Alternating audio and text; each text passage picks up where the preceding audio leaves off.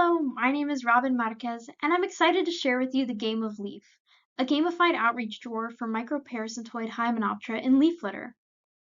This past summer, I was an intern at the National Museum of Natural History through the Natural History Research Experiences RU program, and I had a fantastic opportunity to do public outreach about my work, studying the biodiversity of microscopic parasitoid Hymenoptera in leaf litter. This proved to be an interesting challenge. My first question was, how can we create an engaging educational experience for children with such small and delicate specimens from the collection?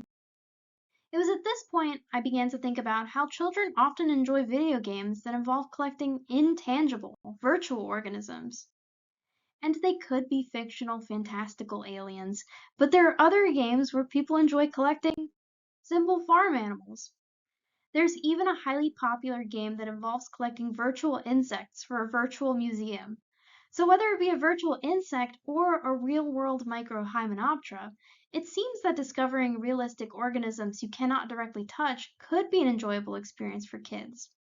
However, these games also have an element of completion, discovering everything that there is to discover in a virtual world, catching them all.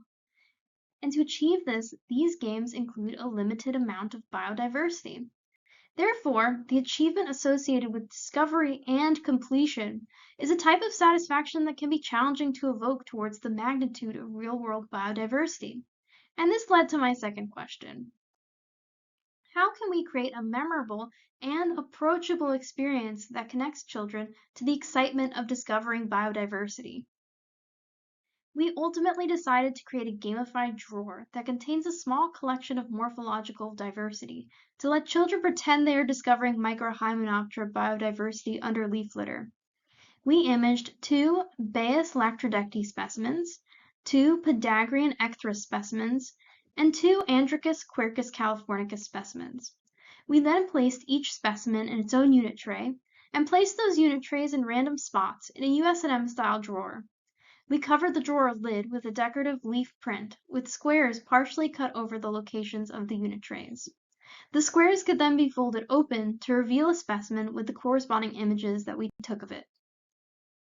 We used this drawer for outreach during peak museum visitation hours, and most interactions involved one or more kids running up to the drawer, lifting a card, and saying, "What is that?" I then introduced them to the specimen and let their natural curiosity lead the conversation. An added benefit of adding 2 of each species was that it facilitated an optional matching game, so kids could have a sense of accomplishment from collecting all 3 matching pairs of specimens. This design could be expanded upon to include additional information or supplemental materials. More visual information, such as text written below the specimen images or maps showing where the specimens came from, could make the learning experience more accessible, especially to those who might be deaf, hard of hearing, or use a different language.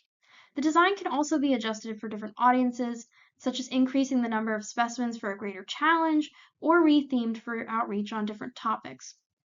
Some examples might include replacing the leaf print with a water print to accompany aquatic insects, or a soil print for ground-dwelling insects.